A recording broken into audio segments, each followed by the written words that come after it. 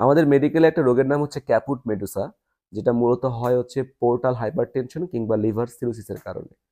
তো এই রোগের বেলায় আমাদের নাভির চারপাশে যে শিরা উপশিরাগুলো আছে এগুলো ফুলে যায়, আর যার ফলে এটা দেখতে তখন এমন লাগে যে নাভির চারপাশে মনে হয় অনেকগুলো সাপ ছড়ায় ছিটায় আছে, এরকম একটা দেখতে হয় আসলে। তো এই ক্যাপুট মেডুসা নামটা আসছে হচ্ছে গ্রিক মিথোলজি থেকে। কিভাবে? গ্রিক মিথোলজিতে মেডুসা নামে একজন নারী ছিলেন, যিনি ছিলেন অত্যন্ত সুন্দরী, তার চুল ছিল অমায়িক সুন্দর। কিন্তু অ্যাথেনা নামে একজন আছে, যিনি তাকে অভিশাপ দেয় কোনো এক কারণে। অভিশাপ দেওয়ার কারণে সে সুন্দরী নারী থেকে হয়ে যায় ভয়ঙ্কর দানব, এবং তার চুলগুলো হয়ে যায় সাপ।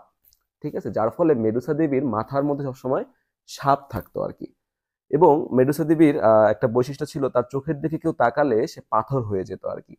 তো যেহেতু মেডুসা দেবীর মাথায় ছিল অনেকগুলো সাপ, তো এ কারণেই আমাদের নাভিতে যখন এই রোগটা ডেভেলপ করে, নাভির চারপাশে ক্যাপুট মেডুসা, তখন এখানেও যেমন একটা মনে হয় যে নাভির চারপাশে অনেক সাপ ছড়ায় ছিটায় আছে, তো এর সাথে সাদৃশ্য রেখে এই রোগের নাম করা হয়েছে ক্যাপুট মেডুসা।